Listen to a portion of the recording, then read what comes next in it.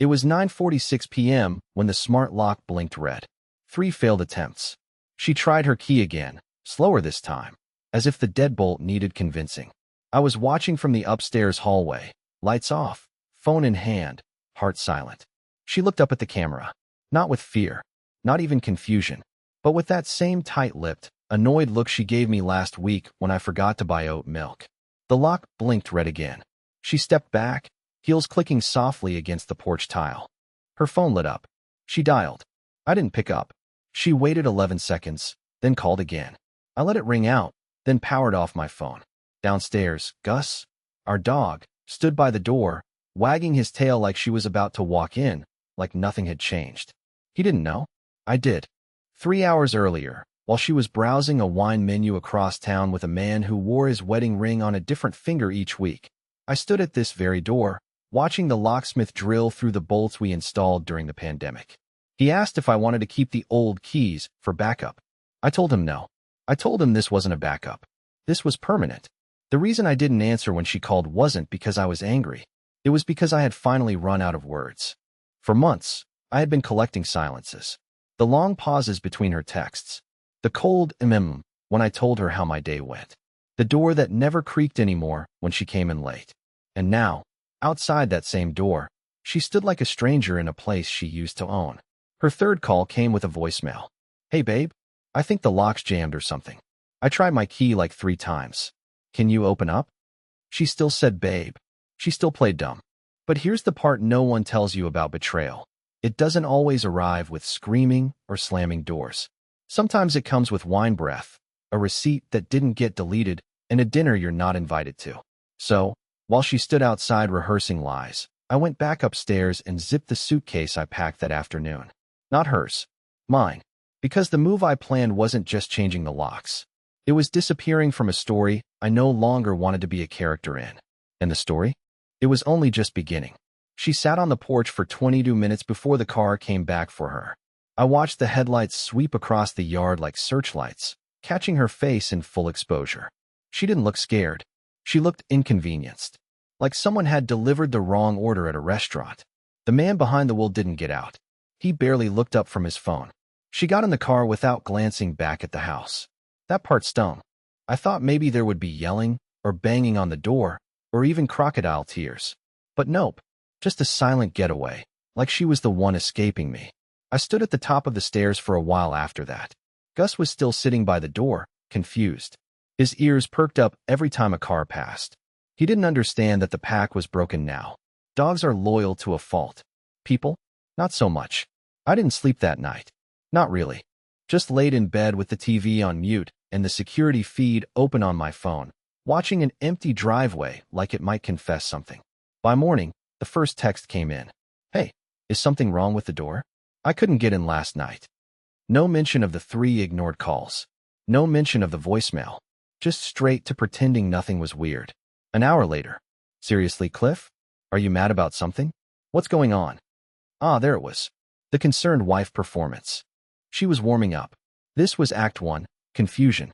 Act 2 would be defensiveness. Act 3, well, you'll see.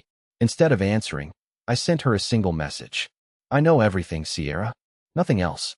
It took 11 minutes for her to reply. What are you talking about? And another. Cliff, if this is some weird game, I don't have time for it. A game. That's what she called it. You spend years building a quiet, stable life, and when it collapses under someone else's lies, they call you dramatic. Typical. I let the silence stretch. I wanted her to sit in the uncertainty, to wonder what I knew, how I found out, what my next move would be. Truth was, I didn't even know that myself. I didn't have some grand revenge fantasy or 10-step plan. All I had was truth, a changed lock, and a gut full of humiliation. Around noon, she emailed me. Emailed. Like we were co-workers. I think we need to talk. I don't know what you think you know, but I'm not the villain here. Please don't do anything stupid. I'm not the villain here. That line echoed in my head all afternoon. I made a sandwich I couldn't finish. Drank coffee I didn't need. Took Gus for a walk and didn't remember a single step of it. My hands were trembling the entire time, and not from the cold. That night, I went to the guest room. Slept there for the first time in years. I stared at the ceiling, wondering how many of our memories were just props in a play she was putting on for convenience. I was still wondering when I woke up to find her standing in the driveway at 7:43 a.m. the next day, holding a coffee cup, looking directly at the camera, and smiling. She hadn't smiled at me like that in months. This wasn't over. Not even close. She stood there for nearly 5 full minutes, sipping that coffee like she belonged on the front page of some neighborhood real estate brochure. Casual. Poised. Her left hand wrapped around the cup, the right adjusting her coat. The same beige trench she used to wear when we'd take Gus to the farmer's market on Saturdays. Except now, she was wearing it like armor. What stood out wasn't her presence. It was her posture. She didn't knock. Didn't shout. Didn't even call. She just stood in full view of the camera, like she was posing, knowing I was watching. And I was. Watching every flick of her eyes, every slight curve of her lips. That fake, soft expression she wore for clients or cops. It was her. I'm the calm one face. When she finally turned and walked back to her car, a car I helped pay off last year, by the way, she paused by the driver's door. Then, without looking at the camera, she raised her hand slowly and drew a heart on the foggy window with her fingertip. I can't explain the kind of psychological warfare that is. That day I stayed inside. I didn't want to risk seeing her in person. I wasn't ready. There's something deeply humiliating about loving someone who's actively manipulating you, and knowing it while still craving scraps of what they used to be. I kept the blinds shut and Gus close. Every sound outside, a car, a voice, a door slamming, made me freeze. My house didn't feel like mine anymore. It felt like a waiting room for something terrible. That evening, I got a text from an unknown number. You gonna keep being a child, or you want to talk like grown-ups? No name, no punctuation, but I knew it was her. That was her way. Passive-aggressive with a splash of superiority. She always had this uncanny ability to be the one who hurt you and then act like you were the problem for bleeding. Instead of replying, I logged into our joint bank account, the one we agreed we'd keep for shared expenses. A flicker of impulse hit me, and before I could talk myself out of it, I transferred nearly every penny into my private savings. Left exactly $14.26, just enough to confuse her, not enough to save her. She responded about 30 minutes later. Really, Cliff? You think this makes you a man? It was like a pressure valve had burst in her. I could almost hear her pacing, thumbs flying across the screen, desperate to assert control. Another message followed. You're sabotaging yourself. We could have ended this with some dignity. And then one more. You always fold when it matters. Don't pretend you've suddenly grown a spine. That one hurt. Because it was true. I've always been the guy who compromises first. Who apologizes for things he didn't do. Who avoids conflict so aggressively he forgets what he even believes in. And she knew that. She knew me better than anyone. That's what made the betrayal worse. Not just that she did it, but that she calculated I wouldn't fight back. But this time I wasn't folding. Not anymore. I didn't reply. I sat there in the kitchen with the lights off, my face lit only by the glow of the fridge when I grabbed a beer. And for the first time since it all began, I actually smiled. Because while she thought she was pulling strings, she didn't realize I had just taken away her safety net. And she didn't yet know what else I'd uncovered. That would come soon enough. And when it did, it wouldn't be just her standing in the driveway. The next morning didn't start with a bang. It started with silence. That heavy, strange silence where even the fridge seems hesitant to hum, and the floorboards creak under your socks like they're asking for permission. I sat on the edge of the guest bed staring at the old nightstand, the one Sierra and I bought at a garage sale 5 years ago and never got around to repainting. It had a coffee ring stain on it shaped like Idaho, and I remember how she once joked that our furniture was more geographically organized than our finances. Back then, I laughed. This morning, I wanted to burn it. But I didn't. Instead, I opened my laptop. It was time to stop feeling betrayed and start understanding it. You can't just watch your life implode and only cry over the smoke. Eventually, you have to sift through the ashes and see what really burned. So I went through every shared account, every cloud login, every synced app we had ever lazily left connected. Most were clean. Most were exactly what you'd expect. Boring, forgettable data. Until I opened her shared calendar. It wasn't titled anything suspicious. Just wellness appointments. She had shared it with her personal Gmail, not the one I knew about.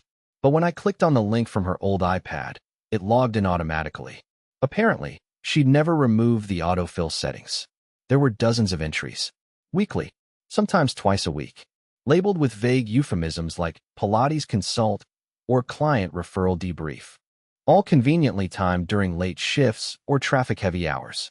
I started cross-referencing the calendar with my own phone's photos, selfies she'd sent me, time-stamped leaving work now, images that I once smiled at, thinking she was just a little late. But the backgrounds didn't match. Not even close. She wasn't at work. She was downtown. Upscale restaurants, hotel lobbies, rooftop lounges. In one of the photos, I noticed something small, a reflection in the mirror behind her, barely visible, but clear enough once I zoomed in. A man's arm. And on that arm, a very specific watch. A black Movado Museum classic, silver bezel, leather strap, no digits on the dial. I only noticed it because I have the same one. My brother gave it to me on my 35th birthday, but I hadn't worn it in years. Because I loaned it to a friend named Declan, the guy who helped me renovate our bathroom, the guy who helped move furniture when we switched out the couch, the guy Sierra once called a little too charming for his own good, but who she always insisted was just loud, not dangerous. I felt the blood drain from my face. I hadn't seen Declan in months, not since he got a new job up north. At the time, he'd sent me a lame goodbye text, didn't even bother with a beer or handshake. I remember being mildly hurt, but letting it go. I let a lot of things go. Now, I sat there in that dim bedroom, staring at a blown-up photo of my wife grinning at the camera, while the blurred reflection of my old watch ticked away time on another man's wrist behind her. Something in me snapped. I wasn't sure if it was grief, or rage, or something quieter, something colder. The kind of emotion that doesn't scream, it calculates. I pulled out the old external hard drive from the closet, the one I hadn't touched in years. It had backups from our home security system before we switched to the cloud. I plugged it in, opened the folders, and started scanning for nights Sierra had been running errands or just out for air. And there it was. One grainy video from almost 6 months ago. A car pulling into the driveway after midnight. Not hers. Declan's. She came out in her robe, kissed him like it was routine, and they both went inside. My house. My living room. My couch. My reality fractured a little in that moment. Not because of what happened, I'd already suspected enough, but because of how long it had been happening and how normal it all seemed to them.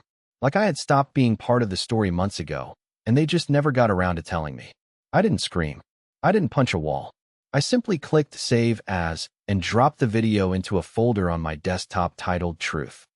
Because when she came back, and I knew she would, she wasn't walking back into the home she remembered. She was walking into a game she thought she'd already won, and I was finally learning how to play. It came on a Monday. No signature. No return address. Just a plain brown padded envelope left between the storm door and the welcome mat, tucked in the corner like it was hoping not to be noticed. I almost stepped on it when I went out to take Gus for his walk. At first, I thought maybe it was something Sierra ordered and forgot to cancel. She used to get makeup samples or clearance earrings from sketchy Instagram ads all the time. But when I picked it up, it was too heavy for jewelry. Too quiet for anything electronic. Just dense, still weight. I brought it inside, laid it on the counter, and stared at it for a long time. I don't know what I was expecting. Anthrax? A final insult? A request for forgiveness disguised as a care package? I didn't recognize the handwriting, and that scared me more than if I had. Eventually, I opened it with a steak knife, slow and surgical. Inside was a small, black USB drive and a sticky note that read only one thing, in block print. You don't know half of it. No signature. No explanation. Just those 5 words. I stared at the drive for a full 2 minutes before plugging it into my laptop. The folder inside was titled Declan, September/NOV. Inside, 3 files. All videos. The first was grainy but unmistakable. Hotel surveillance. Declan and Sierra entering a room together. He had his arm around her waist like they'd done this 100 times. She didn't even look nervous. If anything, she looked radiant, comfortable, like she was finally stepping into a life where she didn't have to lie. That stung more than anything, the ease in her expression. The second file was audio only. A voice recording. 2 people, him and her, in bed, whispering. Nothing overtly graphic, but emotional, disturbingly tender. She laughed, then said, He still makes me meatloaf every Thursday. I think he believes it fixes things. And then Declan, smug as ever. Poor Cliff. Still stuck in the fantasy. I didn't finish the recording. I couldn't. My stomach turned, and something in me splintered. Not shattered. No, that would have been easier. This was a clean fracture, the kind that doesn't bleed, just changes how you walk. The third file was what changed everything. A hidden phone video. Not Sierra this time, Declan. He was pacing outside some apartment building, talking on the phone. The voice was muffled, but I recognized Sierra's name. I scrubbed through until I caught the part that froze my lungs mid-breath. Yeah, well, once she gets access to his 401k, we're out. I'm not waiting around for him to grow a pair.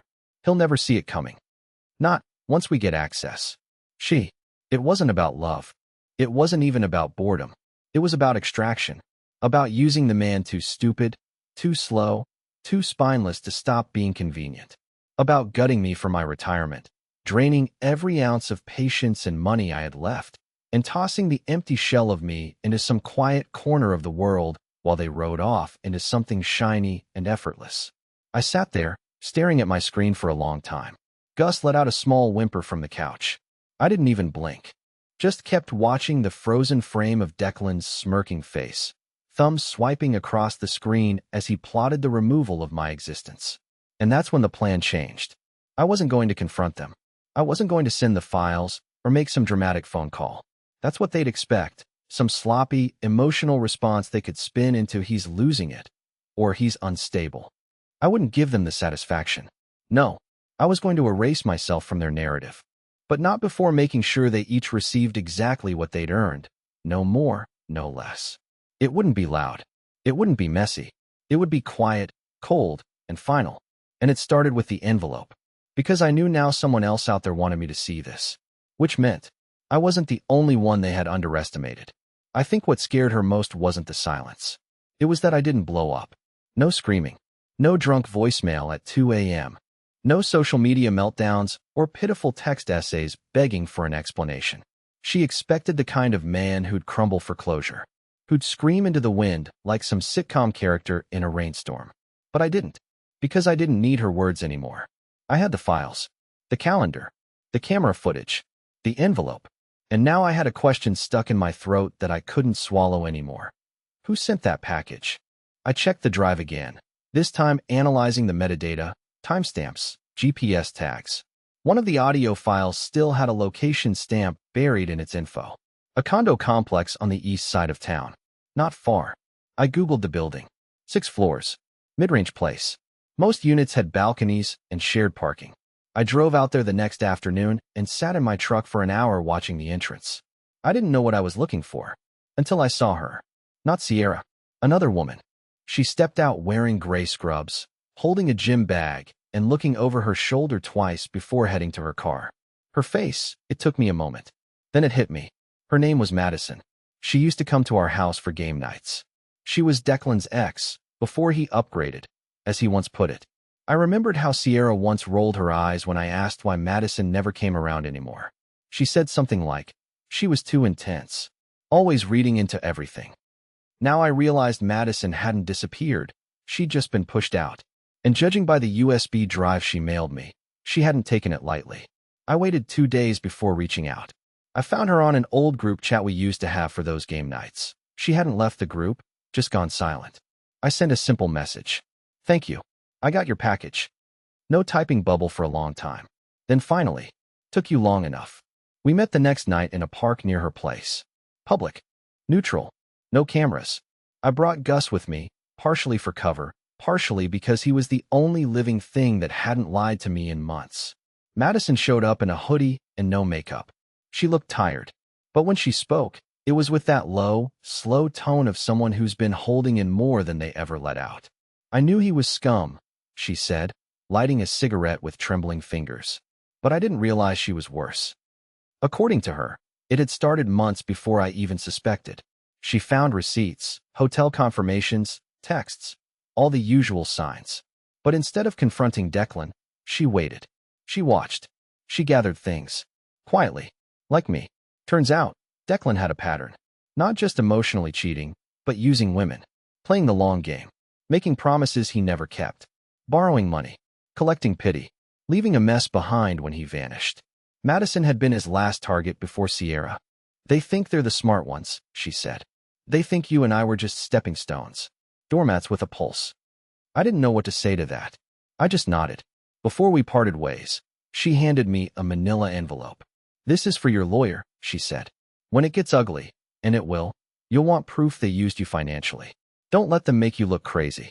They're counting on you to break. I took it without opening it. We didn't hug. We didn't even shake hands. We were just two ghosts exchanging evidence in the ruins of our own lives. When I got home, I poured a drink and sat by the window with Gus at my feet. Outside, the wind was picking up. The weather app said a storm was coming. Fitting, because I'd just drafted the email to Sierra. Short, measured, no threats, just one sentence. Check your inbox tomorrow morning. You'll want privacy when you read it. I scheduled the delivery for 7:01 a.m. Inside that email was everything. The photos, the videos, the account records, the audio clips, and the metadata trail tying every lie together in an organized, digestible sequence. I labeled every file by date, time, location. I signed it with my full name. Nothing else. Then I logged out, powered off my laptop, and went to bed early for the first time in weeks. Because this wasn't about revenge anymore. This was the funeral of who I used to be. And in the morning, she'd be the one left grieving. At 7:01 a.m., the email went out like a shot in a quiet room. I was awake long before it sent, sitting in the kitchen with a fresh cup of black coffee and a stomach full of stone. I had Gus curled beside me, my phone face down, the silence in the house dense and unbroken. The moment it hit her inbox, I imagined her phone buzzing against whatever high-thread count pillow she slept on, tangled in sheets not meant for me. I imagined the bleariness in her eyes as she blinked down at the screen, still half dreaming, still under the illusion that she could talk her way out of anything. But what I didn't imagine was what came next. She didn't call. She didn't text. She showed up. 2 hours later. No warning. No preamble. No passive-aggressive message like she usually sent before a confrontation. Just her car in the driveway, parked crooked like she left the steering wheel mid-turn. She was out of the driver's seat before the engine even finished groaning, wearing an oversized hoodie, my hoodie, and sunglasses even though the sky was gray. I didn't answer the door when she rang. She rang again, then pounded, then shouted my name like we were in some melodramatic movie, like I was supposed to run to the door and hold her as she collapsed into my arms, mascara-stained and sorry. Instead, I watched from the upstairs hallway. Still, silent, cold. Eventually, she slumped down onto the porch steps like a child told no for the first time in her life. She pulled her phone out, tapped furiously. My screen lit up seconds later. You're blowing this way out of proportion. You don't understand what was really happening. I didn't reply. 2 minutes later, another one. You think you're the only one who's hurt? You think I wanted things to go this way? Still nothing from me. Then came the real moment, the one that lodged itself under my ribs and stayed there. She called. I let it go to voicemail. I listened seconds later, and what I heard didn't sound like Sierra. Not the version I knew. Not the controlled, measured woman who never raised her voice and always knew how to twist a situation just enough to keep it in her favor. She was sobbing, unfiltered, guttural. But it wasn't the crying that got me. It was what she said, or didn't say. She spoke my name. Twice. Then she said, I thought you'd never find out. Not I'm sorry. Not I messed up. Just that. That one sentence was more honest than anything she'd said to me in months. And it hurt more than any insult ever could. She stayed on the porch for another 10 minutes, trying to compose herself, wiping her face on her sleeve, pacing like she expected me to eventually break, come out, wrap her in a blanket, and whisper that we could fix it. I didn't. I let her wear herself down. Then I texted just 2 words. I know. That was it. That was all I had to say. Because it wasn't about forcing her to explain. I didn't need a confession. I didn't want her rewritten version of the truth, all sanded edges and emotional gymnastics. I had the evidence. The timeline. The testimonies. The audio.